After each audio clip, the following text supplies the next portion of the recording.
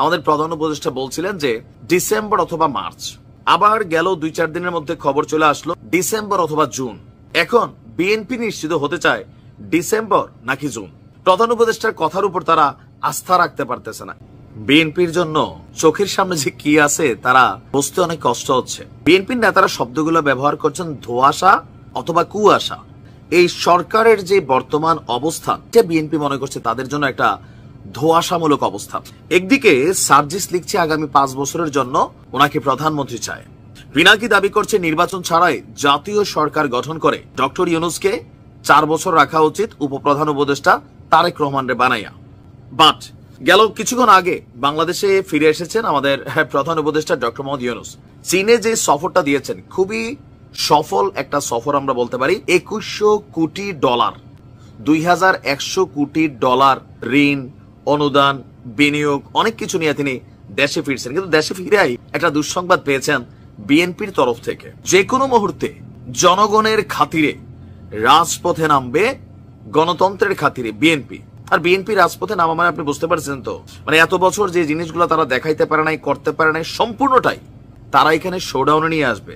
সরকার বিপাকে পড়বে। ইভেন এই সংস্কার ইস্যুতে আজকে বিএনপির ক্লিয়ার কিছু বক্তব্য, যে তিনি বলছেন যে অতি অল্প সময়ে লেভেল প্লেইং ফিল্ড তৈরি করে নির্বাচনের ব্যবস্থা করাই বর্তমান সরকারের প্রধান চ্যালেঞ্জ হওয়া উচিত। জনগণ নির্বাচিত সরকার চায়, যেখানে প্রতিনিধিরা জনগণের কাছে দায়বদ্ধ থাকবে। কারণ সকল সংগ্রাম হয়েছে একটি অবাধ এবং সুষ্ঠু নির্বাচনের জন্য। কিন্তু জাতীয় নাগরিক পার্টি বলছে এই অভ্যুত্থান শুধুমাত্র একটা নির্বাচনের জন্য হয় নাই, সংস্কারের জন্য হয়েছে। বিএনপির বক্তব্য, জনগণ অনির্দিষ্টকালের জন্য এই সংস্কার তারা এই মুহূর্তে চাচ্ছে না।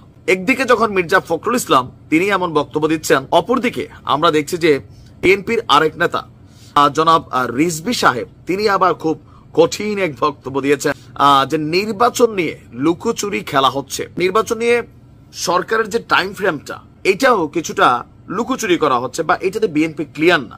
এই কথাটা কেন আসছে? কয়েকদিন আগে ইন্টারন্যাশনাল ক্রাইসিস গ্রুপের কাছে আমাদের প্রধান উপদেষ্টা বলছিলেন যে ডিসেম্বর অথবা মার্চ, আবার গেল 2-4 দিনের মধ্যে খবর চলে আসলো ডিসেম্বর অথবা জুন। এখন বিএনপি নিশ্চিত হতে চায় ডিসেম্বর নাকি জুন। প্রধান উপদেষ্টার কথার উপর তারা আস্থা রাখতে পারতেছে না। ইভেন উপদেষ্টা পরিষদের যে সকল সদস্যরা বিভিন্ন জায়গায় বক্তব্য দিচ্ছেন, তাদের কথাতেও বিএনপি পড়ছে অস্বস্তিতে।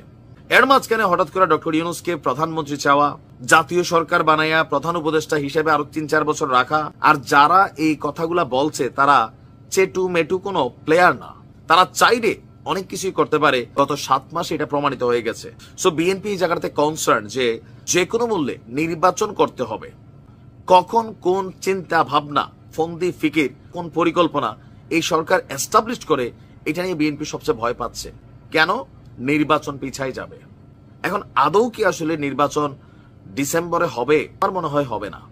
তাহলে পরবর্তী স্টেপ জুন, সেইটাও এখন শঙ্কার বিষয়। কারণ পিনাকিদা তিনি খুব স্পষ্টভাবে কিছু বক্তব্য দিয়েছেন, যেগুলোকে আমি মনে করি সরকারের সাথে একটা কানেক্টিভিটি ওনারও আছে। সার্জিস হাসনাত তারাও একটা টিম পিনাকিদার সাথেই। তো মাঠের মধ্যে একটা অবস্থান তৈরি করা, সরকারের মধ্যে একটা অবস্থান তৈরি করা এও হইতে পারে।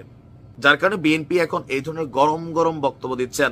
ডক্টর মোহাম্মদ ইউনূস এই লম্বা একটা সফল সফর শেষে দেশে আইসা যখন এই ধরনের কথাবার্তা শুনছেন, নিশ্চয়ই ওনার কিছুটা মন খারাপ হচ্ছে।